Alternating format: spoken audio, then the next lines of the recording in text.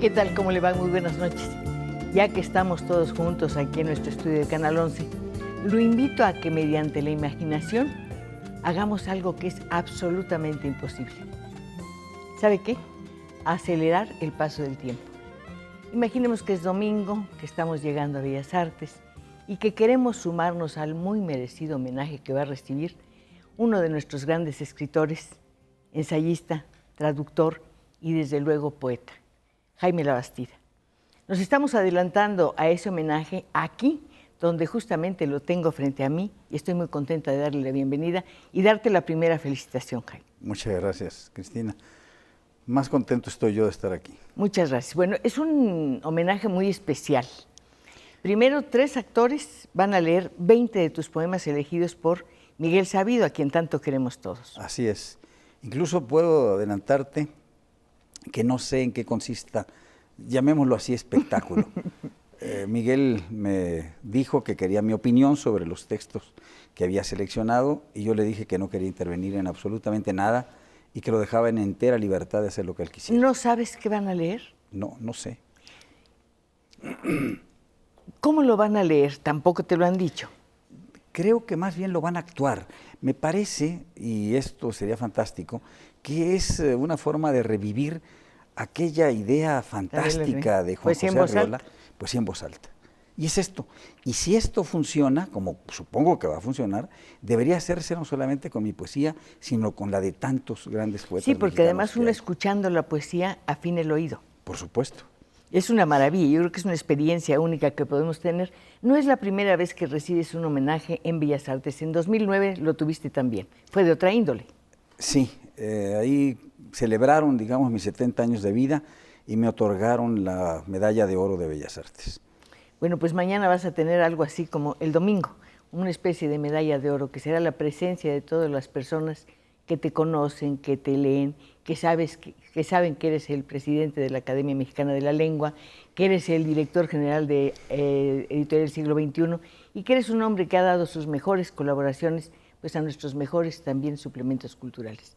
Yo quiero que usted me acompañe a celebrar este merecido homenaje para nuestro invitado.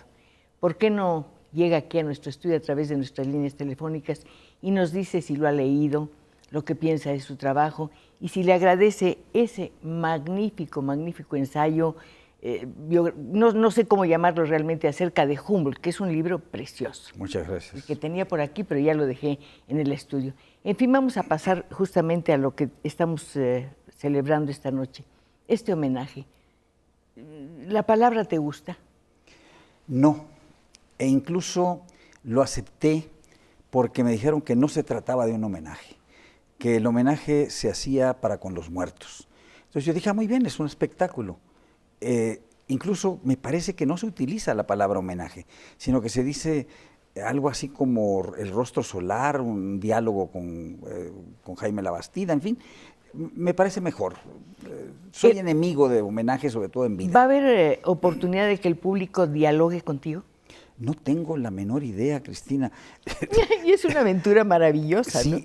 Para mí será una sorpresa, igual que para el público, ver lo que ha construido Miguel Sabido. Miguel Sabido lo construyó, según tengo entendido, con mucha delicadeza y cuidado, porque él insiste en que tu poesía es de tal manera compleja que si mueve un solo acento o pronuncia mal una palabra, se acaba el ritmo del verso. Bueno, creo que eso es siempre con la poesía, ¿no? En general, con toda poesía sucede eso.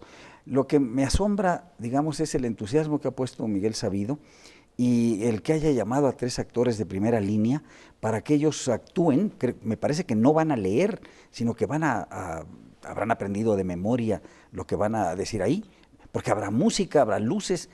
Cuando me enteré de esto, dije, bueno, pues muy bien, vamos a ver qué resulta. Pero hay algo más para que te intereses todavía de una manera muy especial por tu homenaje. Dice que va a plantear a través de este espectáculo Preguntas que nos hemos planteado siempre y sobre todo los filósofos, es decir, ¿por qué estamos en el mundo? ¿Por qué llegamos a la tierra? ¿Cuál es el sentido de la vida? ¿Qué es la patria? ¿Cómo se irá a presentar todo esto metido con tu poesía? No lo sé. Esperemos a verlo el domingo. De verdad te lo digo, no he visto un solo ensayo de manera deliberada. Como si yo estuviera muerto y pudiera ver esto desde otro lado. Como si estuvieras silente. Así es, igual que se dice de la luna. Que eso es una expresión maravillosa. Los muertos son seres silentes. Así es. La luna es silente.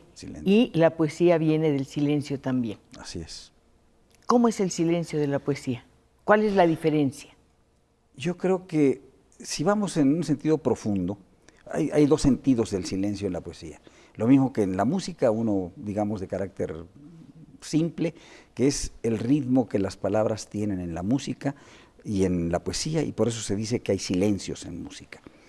Pero el otro es un sentido filosófico. Yo lo diría en el sentido que lo establece Martin Heidegger. Hay que saber oír, hay que saber escuchar lo que la naturaleza, lo que los seres, lo que los otros seres humanos nos dicen.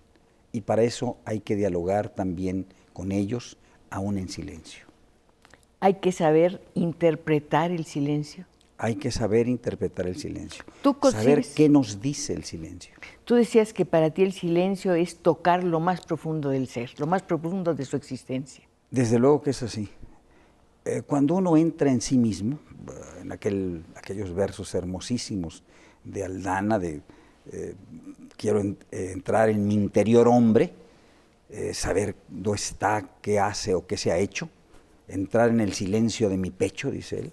Bueno, esto es lo que hay que hacer, reflexionar sobre uno mismo, y eso se hace a solas y en silencio. La mayor parte del tiempo, y la gente quizás no reflexiona en esto, la mayor parte del tiempo estamos en silencio. El silencio de la poesía es muy especial porque mientras lo tocas, por dentro hay una música. Igual que en la música. La música de las palabras. Por supuesto. ¿Cómo las engarzas? ¿Cómo las concibes? No, bueno, es muy extraño el proceso de la creación en cualquier ámbito de la escritura o incluso del habla. Yo creo que lo más importante es saber que todos los seres humanos tenemos capacidad creativa y que damos respuestas nuevas a las preguntas. Esa es la diferencia básica que hay entre los animales, las máquinas y los seres humanos. Una máquina tiene un programa. Nosotros también quizás desde el punto de vista genético tenemos un programa, pero lo alteramos, porque cada vez que te hacen una pregunta, tú inventas una respuesta nueva. Y incluso un filósofo característicamente, ¿cómo podríamos decir?, mecanicista, René Descartes, dice que esa es la diferencia básica entre animales y máquinas por una parte y los seres humanos. La diferencia no es la palabra. Por eso, la palabra, pero una palabra nueva. Articulada. Articulada, que responde con sentido a lo que se le ha preguntado al que oye la pregunta. Esto es lo nuevo. Incluso la respuesta más banal es una creación verbal. Pero en poesía esto se lleva al exceso. Digamos, esto está dado de una manera potencial. Esta es la diferencia básica, me parece. ¿Qué es la poesía para el lenguaje? Yo no sé qué sea la poesía, se han intentado muchísimas respuestas, algunas por completo banales, son círculos, digamos, viciosos. Aquella famosísima de un hombre al que admiro mucho como pensador y como poeta, que fue Antonio Machado, que dice, sí, claro, la poesía es algo de lo que hacen los poetas. Bueno, perfecto, sí, algo de lo que hacen los poetas, pero primero sepamos quiénes son los poetas, los que hacen poesía. Entonces, ahí hay un círculo vicioso, porque los poetas hacen muchas cosas, ¿no? Entonces, algo de entre esas cosas que hacen los poetas es la poesía. Es una mala definición. Entre otras, proteger el lenguaje. Desarrollar el lenguaje, diría yo, además de protegerlo, desarrollarlo, porque el lenguaje es un organismo que está lleno de vida. No se puede detener, nadie lo puede detener, es propiedad de todos nosotros, es propiedad del pueblo, y el pueblo genera constantemente palabras nuevas, formas nuevas también de expresión. Y bueno, el poeta se tiene que alimentar de ese lenguaje cotidiano. claro, le da ciertas formas y hay ciertas estructuras. Tú lo sabes bien. Bueno, conviviste por decenios con un gran poeta, de manera que no solamente conviviste físicamente, amorosamente con él, sino también con lo que él hacía y con lo que él leía. Seguramente compartieron muchísimas lecturas. Entonces tú sabes que puedes no definir qué es la poesía desde el punto de vista conceptual, pero sabías qué poemas eran los que te gustaban, qué poemas le gustaban a José Emilio, y esa forma de compartir la palabra es importante. Tú dices, un poema no se corrige. No, yo sí corrijo mucho. Yo, después de publicado, no los corrijo. Esa es la diferencia. Pero Yo López Velarde decía que corregir es una superchería. Sí, claro, ya publicado el poema, pero antes lo corrijo mucho. Y si tú te fijas en un poema que dejó sin publicar López Velarde, El sueño de los guantes negros. Ay, que es una maravilla. Es una maravilla. Es una maravilla. Hay partes en blanco, porque no sabía qué sustantivo, qué adjetivo colocar. De manera que él también corregía, pero antes de publicar. Después de publicado, consideraba que era una superchería. Publicar también, un libro vive su propia vida, te da la espalda, te deja atrás. ¿Qué pasa con el libro y contigo? Al menos en mi caso, sí. Yo, una vez publicado un libro, una vez publicado un poema, difícilmente lo retoco. Casi nunca vuelvo a él para cambiarle algo. Me parece, igual que a López Velarde, superchería. Pero antes sí, en el proceso de la redacción, primero hay una etapa en la cual vuelco todo lo que quiero decir. Y después me doy cuenta de que aquello no tiene forma, o de que le falta algo, le sobran palabras, no tiene el ritmo que deseo. Y entonces vuelvo al poema, lo corrijo, y a veces tardo no semanas, meses enteros. Se termina un poema, Valery dice que no, que se abandona. ¿Qué opinas? Es, igual que Valery. Sobre todo los grandes poemas. ¿Lo abandonas abandonas o te abandona, Jaime? Bueno, hay las dos cosas, ¿no? Uno tiene voluntad de continuar trabajando en el poema, pero llega un momento en que dice, hasta aquí puedo, ya no puedo más, ya el poema dio todo de sí, aquí lo dejo. Acuérdate que, además de Valery, un hombre verdaderamente genial, que no recibió jamás el premio Nobel y que lo merecía. No le hacía falta. No, sí le hacía, a todo el mundo le hace falta un reconocimiento. ¿Sabes que me hace falta un corte? Ah, bueno, eso está bien.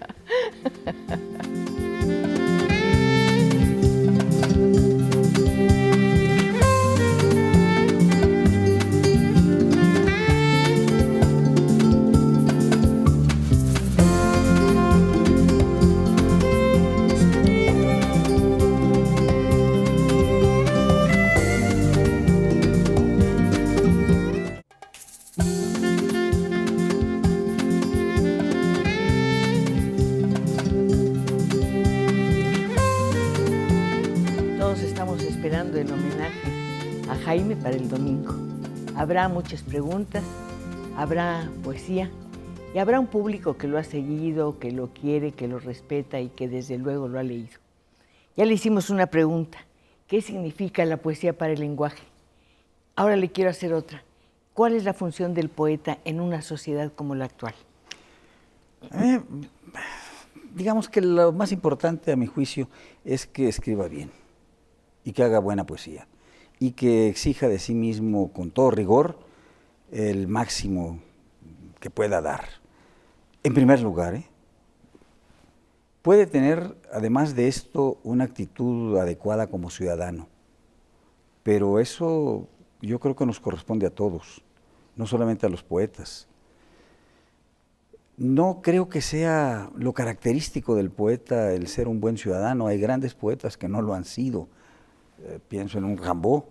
Rimbaud no era un gran ciudadano, participó un poco en la Comuna y después se fue a hacer incluso trabajo de comercio de marfil en África y de esclavos. Eso nos lleva a poesía y política.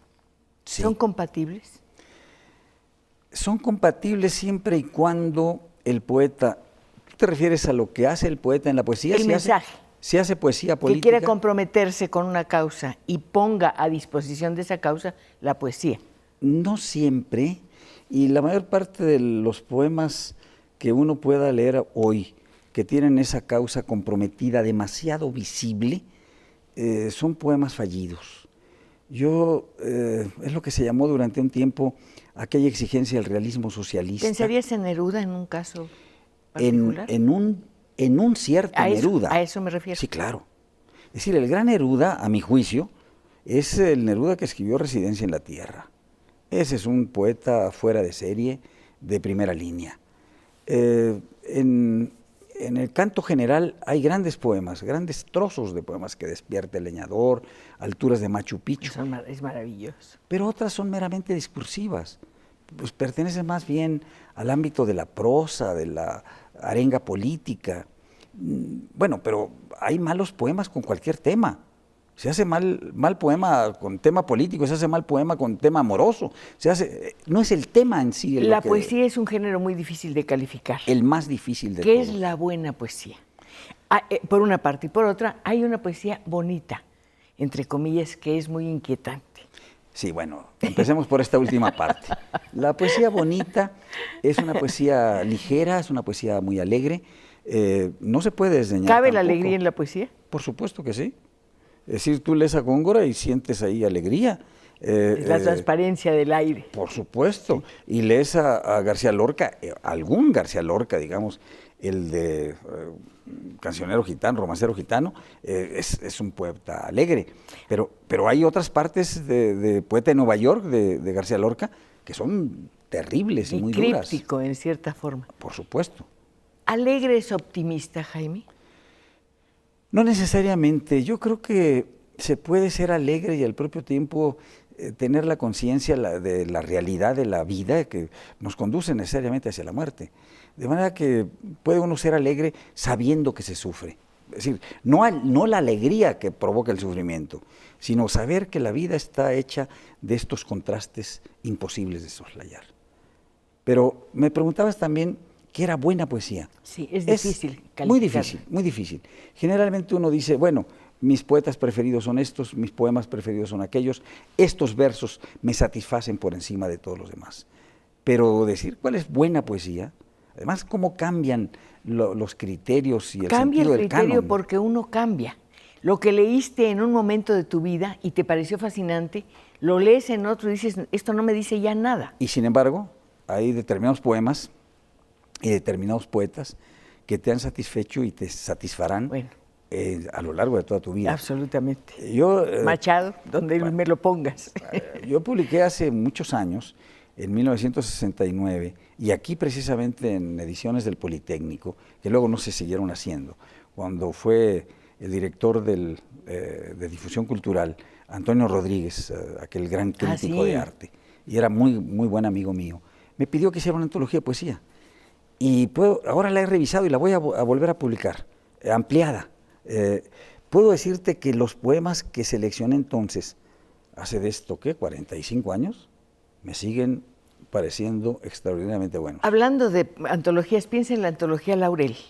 Claro. Te la puedes llevar a donde parte. Tú quieras y siempre vas a encontrar un poema que te salva la vida. No, bueno, es que ahí la selección fue muy rigurosa. Sí, maravillosa. Bueno, yo te puedo decir que esa selección que hice del amor, el sueño y la muerte en la poesía mexicana es, bueno, hasta cruel, digamos, ¿no? Porque no incorporé algunos poemas y algunos poetas que debieron haber sido incorporados y que ahora voy a enmendar ese error en una nueva edición. Es bonita esta oportunidad que te das. Es una relectura de los textos y es una relectura de ti mismo, Jaime. Pero Cristina, déjame decirte una cosa. Los poemas y los poetas seleccionados ahí, no los cambio, incluyo otros. Quizás modifico algunos poemas. Ya verás cuáles. A mí me ha pasado algo ahora con Pellicer. Lo releí y lo vi bajo otra luz y me deslumbró completamente. Pellicer es un poeta de primera línea cuando aprendió a contenerse, porque era declamatorio, sí. Era excesivo, empezaba un poema bien, no sabía cómo continuarlo y menos aún cómo terminarlo. Hay discursos, por ejemplo, el discurso por las flores, que tiene partes maravillosas, pero es un poema inconexo. cuando empezó a escribir sonetos y se sujetó a ese rigor, llegó a versos extraordinariamente Hay un poema, fascinantes. creo que se llama Estancia, cierra esa puerta que no me dejes estar a solas con tus besos. Es algo, a solas con es algo maravilloso. Que se cierre esa puerta. Que se cierre esa puerta. Que no me dejes estar a solas con tus besos. Es fantástico. Es un poema donde habla de un amor prohibido. No podían exhibirse él y su amante. Pero es precioso. Es hermosísimo. Es uno de los poemas más hermosos que recuerdo. Sí. Pero fíjate, estás hablando de un fragmento del conjunto de las estancias. Y yo te hablo de los sonetos, y no vas a encontrar, a partir del momento en que empieza a ser Horas de Junio, un soneto fallido en Pellicer.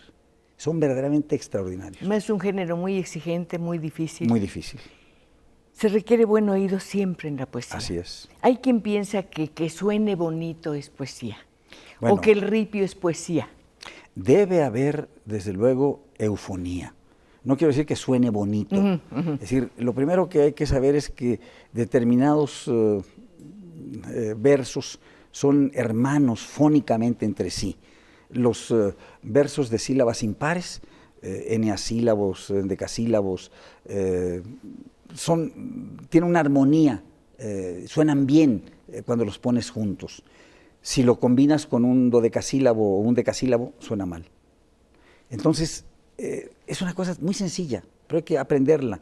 Y eso saberlo no te hace poeta, pero te puede evitar cometer algunos errores de carácter rítmico. ¿Qué nos da derecho a ser poetas? Bueno, todo el mundo tiene derecho a escribir poesía. Acuérdate lo que decía Rilke, te levantas por la noche porque no puedes dormir y escribes. Bueno, eres poeta en ciernes. ¿Sí? Sí, bueno, porque también decía otro gran poeta, poesía eres tú, la poesía está en los objetos. Sí. No, la poesía es traducir a palabras aquello que está en los objetos y que nos ha conmovido. Somos menos rigurosos con la prosa. Alguien decía, todos somos novelistas porque tenemos por lo menos una historia que contar, que es la nuestra. Sí. ¿Cabría esta explicación para la poesía o no? No, yo creo que la poesía, a medida que avanzó la narrativa y se dio a partir del siglo XIX la eclosión de la novela, perdió ciertos terrenos que antes consideraban propios. Dejó de narrar y por eso se volvió más limpia. No quiero decir pura en el sentido que se decía antes poesía pura, y al que contestó Neruda en alguna ocasión diciendo poesía impura con restos de nutrición. Claro. No me refiero a esa pureza, me refiero a la pureza de los temas de que se ocupa, y se ha vuelto más exigente de sí misma, más rigurosa. Antes también, igual que la prosa, narraba. A partir de la novela dejó de hacerlo, se concentró más, exigió más de sí misma. Bueno, hay recursos, hay menos recursos, digamos, más exigentes, hay menos palabras. Yo creo que hay más recursos y más exigencia, Cristina. Fíjate, por ejemplo, lo mismo aconteció, digámoslo así, con otros géneros artísticos. ¿Qué vemos ahora en las artes escénicas? Cada vez un mayor rigor. Se pensó durante un tiempo que el cinematógrafo iba a acabar con el teatro, que iba a acabar con las artes escénicas. Las artes escénicas exigieron más de sí mismas. Y ahora tenemos grandes orquestas sinfónicas, grandes grupos de ballet. Acaba de venir Maurice Béjart, sí, que es una verdadera maravilla. Sí. Yo no sé con qué telas están envueltos los bailarines, que parece, no sé, nubes, no sé qué, ¿no? Es una cosa fantástica. ¿La música qué es para ti, Jaime? Ay, algo imposible. En tu libro hablas nada más de Bach, que yo recuerde. Bueno, mis músicos preferidos son 4 o 5 de los que no prescindo jamás, pero aparte de ellos hay piezas musicales que, digamos, uno puede decir... ¿Cuáles son los 4 músicos de los que no prescindes? Bach, Brahms, Debussy, Mozart, Vivaldi. No puedo prescindir de ellos. Debe ser terrible, no sé si es el caso, pero me gustaría saberlo, que un escritor, que un poeta quiera darle cierto ritmo, por ejemplo, mozartiano, a su texto. ¿Puedes o no? ¿Quieres o no? No lo sé, yo no soy poeta. Pero dificilísimo, Cristina. Imagínate. No, la nitidez. La nitidez. No lo igualas, pero la nitidez puedes darla. Y al mismo darla. tiempo, en el caso de Mozart, este conjunto, digamos, de timbres y de sonidos distintos, el uso de esa cantidad de instrumentos que luego se han dejado de usar, el corno, las flautas, bueno, te encuentras prácticamente en la época barroca el uso de todo, el timbal, no como apoyo de las frases musicales, sino como un instrumento que podía ser, dar un solo. Eso se ha dejado de lado. Pero yo bueno, no sé tocar ningún instrumento. Nada me hubiera gustado más que saber tocar alguno y saber escribir música. Es una de mis enormes frustraciones. Envidio a las personas que pueden leer una partitura y la están leyendo y hasta un poco tararean. Claro, por supuesto. Y me llena de envidia. Claro, mi envidia ahora se hace muy breve, ¿sabe por qué? Porque tenemos un corte justamente en este momento.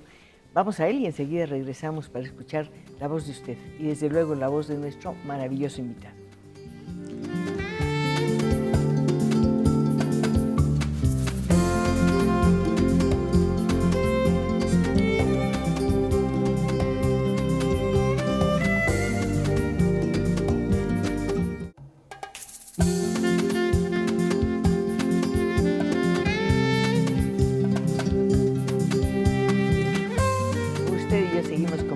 Desde luego con nuestro invitado de hoy, Jaime Labastida. Hay llamadas. Mercedes Ariza dice: gracias por el regalo que nos está dando con su programa. Espero que siga mejor de su caída. Muchas gracias, señora.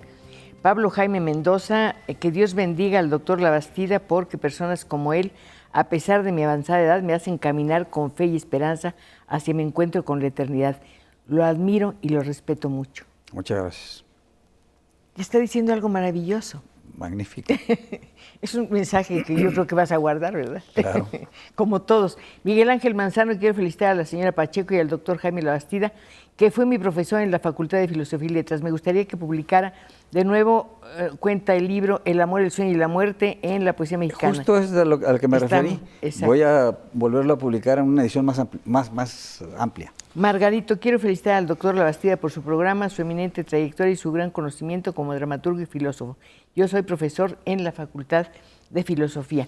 Profesor, maestros, me hace pensar en algo. Nadine Gordimer dice que para saber escribir una novela hay que leer, leer, leer, leer. Así es. ¿Pasa lo mismo con la poesía? Por supuesto. ¿Leer poesía te hace poeta? No. Te hace comprender algunos aspectos de la poesía. Repetir los poemas no te hace poeta. Repetir 2 más 2 son 4 no te hace matemático. No, pero digamos, a partir de esas lecturas nacen en ti los grandes modelos. Grandes modelos. Rubén Darío. Justamente Miguel Sabido decía que compara tu poesía con la de Darío. ¿Qué es para ti Rubén Darío? Bueno, es el gran reformador de la poesía en lengua española. No se puede, yo creo que hay un antes y un después de Darío. Un gran poeta mexicano, José Gorostiza, dijo que lo que había hecho Darío era una orgía de musicalidad. La expresión es bellísima, orgía de musicalidad. Buscó nuevos ritmos, encontró nuevos acentos.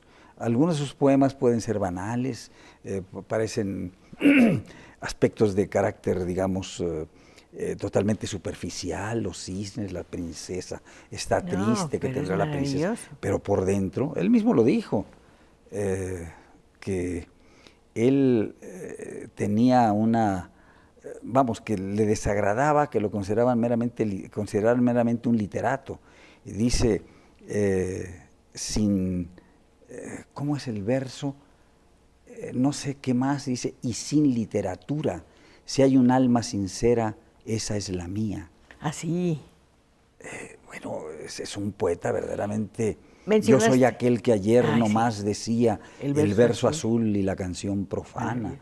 Bueno, qué música hay en estos versos, ¿no? Mencionaste a Gorostiza, el gran poeta. Para mí, modelo inalcanzable. Muerte sin fin es el poema más grandioso que se haya escrito jamás en nuestro país. Alguien decía que era el mejor de la lengua española. No comparto también esa opinión. Yo creo que es un poema verdaderamente fuera de serie. tan fuera de serie que el propio Gorostiza jamás, aunque lo intentó, pudo igualar. No pudo escribir otro poema semejante. Lo que escribió después lo llamó, ¿recuerdas?, Poemas frustrados. Es un poema verdaderamente extraordinario. Además, por donde lo leas, puedes leer un fragmento, un verso completo. Así es. De atrás para adelante siempre encontrarás una carga profunda de sabiduría que te permite entender la vida y resolverla. Yo te pregunté hace un momento algo que parece tonto. ¿Cuál es la función del poeta en la sociedad? Ayudarte a entender estas cosas. Bueno, el caso del poema de Gorostiza es verdaderamente complejo porque por donde quiera que lo tomes, desde luego, así como Rayuela, ¿no? Puede ser aleatorio, sí. empezar por un lado y regresar al otro. Pero también hay que entender la estructura que tiene el poema. Y eso ha sido un intento que he hecho a lo largo de mi vida, tratar de entender qué es lo que está en profundidad en el poema. Y he encontrado algunos aspectos interesantes que después de haber publicado ese poema en El amor, el sueño y la muerte, he vuelto repetidas veces a él, y ahora que vuelva a editar de nueva cuenta ese libro, aportaré nuevas cosas en mi comprensión. No quiero decir que sea la verdad quizás, pero en la comprensión de ese poema. Incluso lo he vinculado, lo que nunca antes se había hecho, a los epígrafes con los que se abre el poema y que vienen de los proverbios de Salomón. Tengo que decir que me llamó mucho la atención en tu libro Animal de Silencios, no lo tomo porque no lo alcanzo, la cantidad de dedicatorias y de epígrafes que hay. Entonces es una especie de diálogo, reunión de amigos. Así es. Y es un diálogo en el tiempo, porque vas de Aristóteles a quien tú quieras, ¿no? Así es. Sí, tú preguntabas cómo se hace un poema. Bueno, un poema es un juego de palabras y las palabras de un poeta al que tú admiras o que resuenan continuamente en tu memoria, pues vienen a ti y tratas de encontrar una respuesta a aquello que estaba en el poema que habías leído. Al menos es mi caso. En muchas ocasiones, ¿qué dijo este poeta? Así, y vuelve a mí, y entonces reproduzco o lo reproduzco de una manera distinta. Vuelvo a establecer ese diálogo con él. Recuerda lo que dice nuestro amigo Francisco de Quevedo: leer, estar frente a un libro, es escuchar con los ojos a los muertos. Ay, qué maravilla. Fíjate nada más. No, qué maravilla. ¿Te acuerdas del poema Estas ruinas? ¿Cómo es el poema? ¿Polvo enamorado? ¿Cómo va? ¿Cómo empieza? Polvo serán más polvo enamorado. Así termina, ¿no? Sí. De la vida nadie me responde, aquí de los antaños que he vivido. Pero fíjate, estás diciendo palabras que fueron escritas hace siglos y todavía están llenas de belleza, de sabiduría. Es que la densidad de los poemas de Quevedo es pocas veces igualado en la poesía en lengua española. Góngora es magnífico, es ¿cómo podríamos decir? Un artificio de palabras verdaderamente excepcional. Pero cuando uno desentraña el sentido de lo que dice Góngora, dice, este enorme cúmulo de palabras, tan difícil de entender, para decirme una cosa tan sencilla.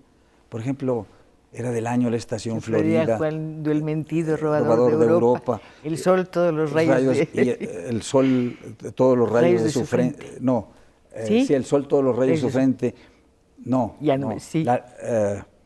Era a lo mejor alguien se acuerda. Era del año la estación Florida en que el mentido robador de Europa media luna las armas de su frente, claro. Y el sol todos los rayos de su pelo, luciente honor del cielo, en campo de zafiros. Es maravilloso. Perdón, es maravilloso. Pero, ¿qué es lo que quiere decir esto? Te quiere dar una fecha. Estamos en un mes del zodíaco, que es el mes de Tauro, porque Zeus se disfraza de toro para raptar a Europa.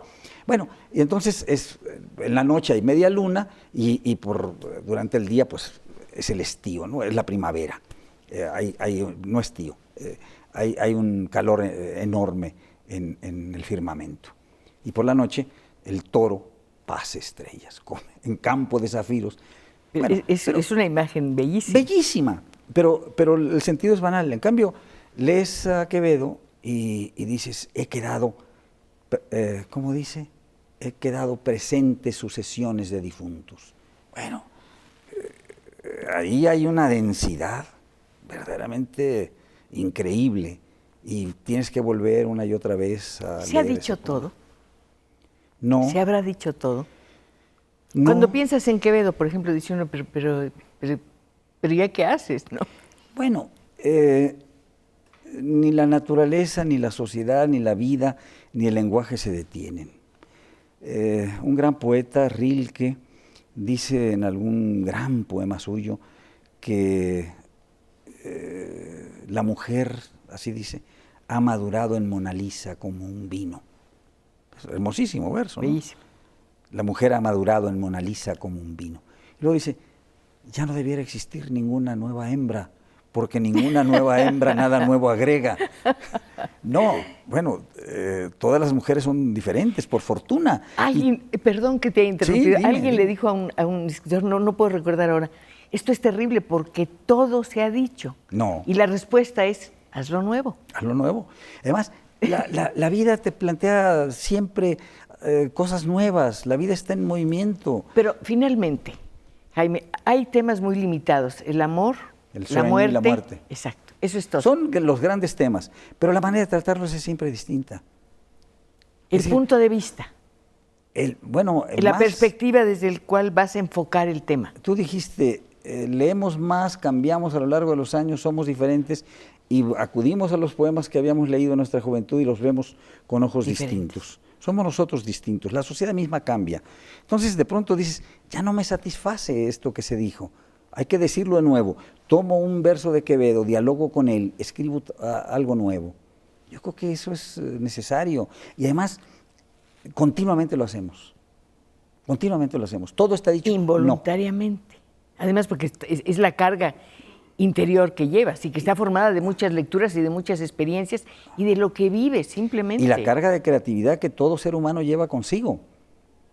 Es decir, las palabras te llevan a crear cosas nuevas. Pregunta a cualquiera de los que estamos en esta sala. Te puedo asegurar que a cualquiera que le hagas una pregunta semejante a la que tú me has hecho, te van a dar cada uno respuestas diferentes. Eso es también creatividad. No, pero además esa posibilidad es fascinante. Pero no hay de otra. Así es necesariamente así. Aquí lo que es fascinante es contar con la presencia de ustedes. Florencia Toledo dice, ante todo quiero felicitar a la señora Pacheco por su invitado y aprovechar la ocasión también para solicitarle la dirección del evento del señor Labastida. Será en la sala Manuel M. Ponce del Palacio de Bellas Artes el próximo domingo 27 a las 12 meridiano. Blanca Rentería dice, de parte del señor Rojo Cisneros, quien le envía un libro llamado... Así es. ¿Se Muchísimas lo mandó? gracias por el envío. ¿Sí lo recibió? Sí, Ah, por bueno, supuesto. ya está usted enterada. Lo respetamos y lo queremos mucho. Alfredo García Rosas, estoy muy contenta con la entrevista al maestro Labastida y extrañando los artículos semanales escribí el maestro Labastida. ¿Por qué dejaste el periodismo? Bueno, dejé el periodismo por varias razones. La primera es porque mi hermano Francisco era en ese momento candidato a la presidencia de la República y dije, no voy a usar la tribuna para hacer campaña en favor suyo. Y dejé de escribir un tiempo. Después, al asumir la presidencia Vicente Fox, hice una crítica muy dura de lo que había pasado en los primeros días del sexenio, y un amigo me dijo que yo respiraba por la herida, porque mi hermano no había ganado la presidencia. Y entonces me dije, no es verdad tal cosa, pero dejaré de escribir. Y luego hubo una serie de problemas en Excelsior, se vendió el periódico, yo salí, era cooperativista, y eso me da oportunidad de escribir cosas un poco más densas que el Vamos al periódico de la corte. semana. Reflexión. Yo estoy de acuerdo.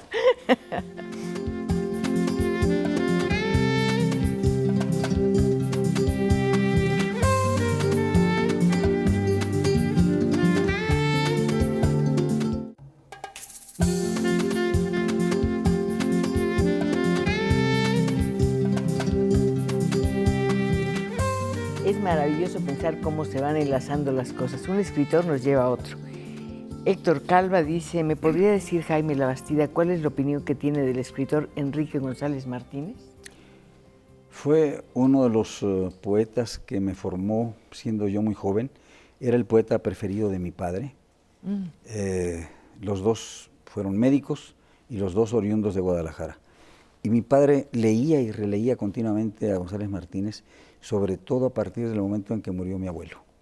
Y me entregó un libro, un cuaderno más bien de apuntes que venía de su padre, donde mi abuelo había registrado algunos poemas y él también registró algunos poemas de González Martínez. Ah, qué maravilla. Entonces, yo, ¿qué te puedo decir? Admiro muchísimo a González Martínez, porque también es un poeta de gran densidad. Y por lo que nos acabas de decir, es también parte de tu vida. Por supuesto que lo es. José Ricardo Aguirre iba pasando por los canales y me detuve en el programa de Cristina. Me quedé maravillado su manejo del lenguaje y recordar los poemas. Muchas gracias, don José Ricardo. Ojalá que se quede en este programa todos los viernes aquí en Canal 11. Sergio Jesús Romero, me gustaría felicitar a la señora Pacheco por su programa y por su grado intelectual y por la capacidad que tiene para entrevistar al maestro Jaime Labastida. Fíjate la capacidad que tienes, que ahí te la reconocen a cada momento. Inventas, lo que hemos dicho de la creatividad, tenías algunas preguntas preparadas y a partir del diálogo hemos inventado preguntas y respuestas nuevas, los dos. No eran preguntas, lo que pasa es que nunca hago un cuestionario para hacer una entrevista. Lo que pasa es que al releerte y leerte encontré muchas cosas que me interesaban. Por ejemplo, saber por qué te gustan ciertas palabras, por qué las repites en uno y otro poema y cuál es tu fascinación por la ciudad. La ciudad te aplasta y al propio tiempo te levanta, ¿no? Pero estamos hablando de la ciudad real, esta la ciudad terrible real, y feroz. La ciudad real, sí. Sí. Para venir al estudio hicimos más de una hora, en el momento en que el tránsito en la ciudad es verdaderamente espantoso. Así que la vida cotidiana de la ciudad es terrible. Hay un verso hermosísimo de Pessoa que dice: a cidade fecha os olhos, la ciudad cierra los ojos, te cancela la mirada, no ves el horizonte. Te quita el horizonte, pero te da otro formidable que es la vida. Yo, ¿cómo bulle en todas las esquinas, en todos los rincones? Yo soy partidario de vivir en la ciudad. Admiro el campo, voy al campo, pero no lo tolero más de un cierto y corto tiempo. No podría vivir sin la ciudad. La ciudad es la que te da la convivencia con el mundo entero. La ciudad te da el paisaje humano. Así es, por supuesto. Nada más vas por una avenida y ves los rostros de las personas y es algo maravilloso. Lamentablemente los rostros cada vez se ven más entristecidos y agobiados. Bueno, tu programa Aquí nos tocó vivir refleja todo eso, ¿no? Refleja todo eso, pero también la esperanza. Claro.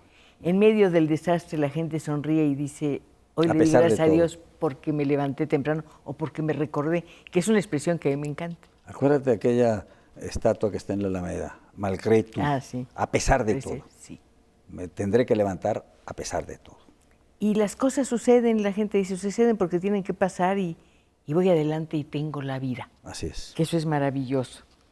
Kais Rovira, como siempre, Jaime, es un placer oírte. Felicidades a Cristina Pacheco por la conducción. Kais Rovira es una gran profesora de filosofía.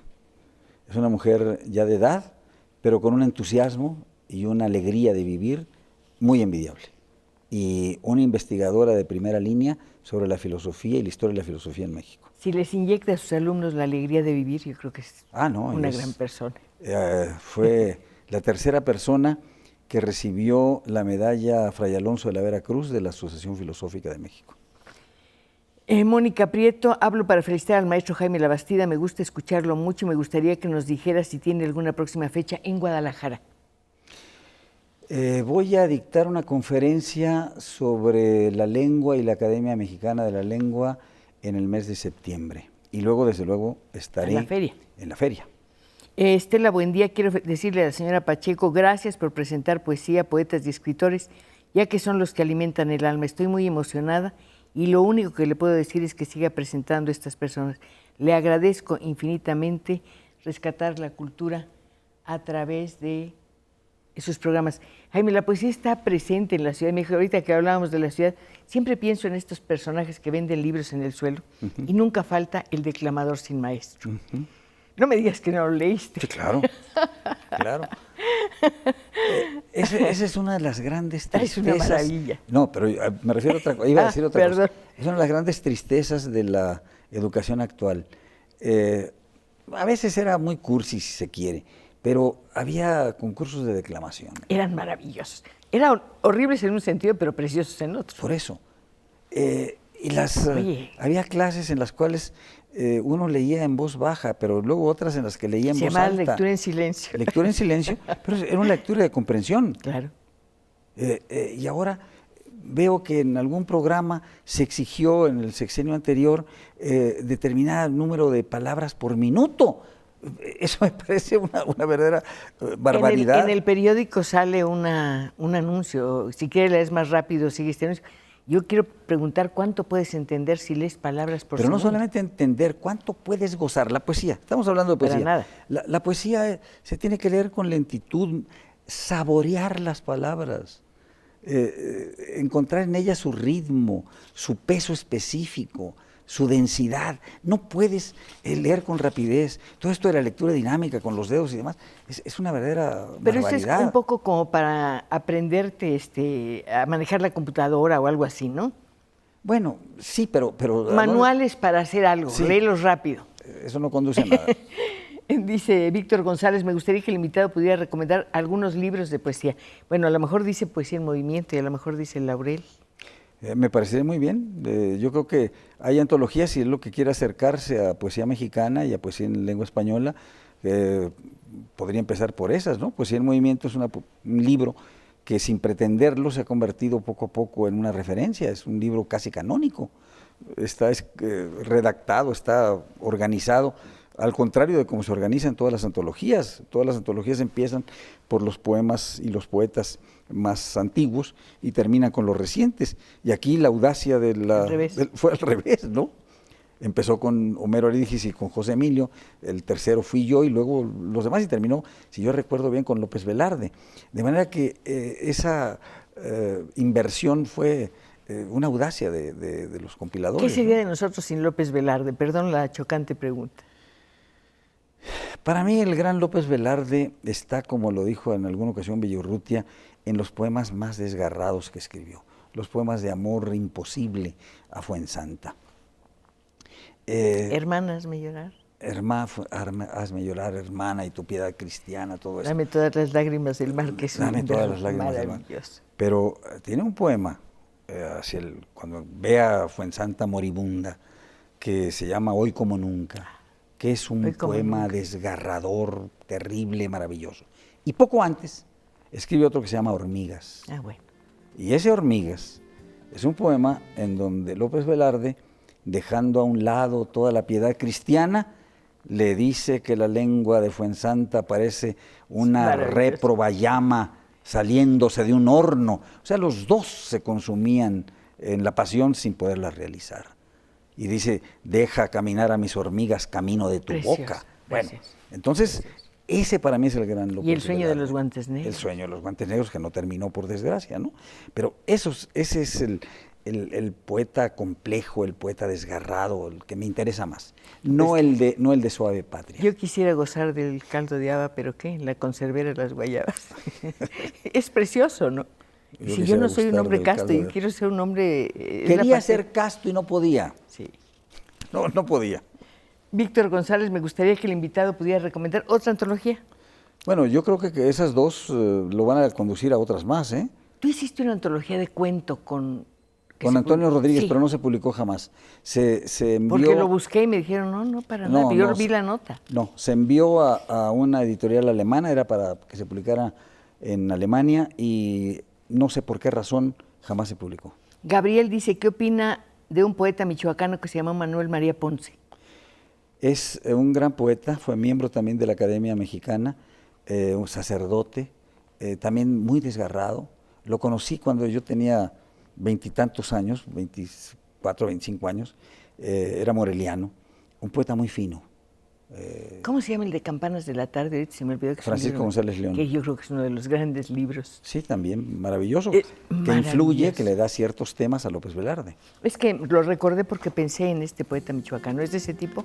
No, este es un poeta muy fino, fundamentalmente sonetos, es un poeta de carácter religioso. Algunos dicen que místico, no, religioso. Era sacerdote. Juan Castro manda una llamada muy larga, nada más digo, quiero felicitar a la señora Pacheco por el programa tan precioso que nos está presentando al lado de este gran Jaime Labastida. Está muy larga la llamada, no me da tiempo de leerla, pero quiero decirle que todas las llamadas, como siempre, van a las manos de nuestros invitados para que ellos dialoguen con ustedes, así como lo hemos hecho a lo largo de este programa aquí en nuestro estudio de Canal 11. Una llamada que no tiene remitente, dice: le quiero decir al señor Labastida sobre el libro El edificio de la razón. Le agradezco el programa, es muy interesante. Bueno, ese libro, El edificio de la razón, es un libro de carácter filosófico muy denso, donde examiné cómo se había construido un sujeto ficticio, que es el sujeto de la ciencia. Cómo el sujeto de la ciencia emite un juicio.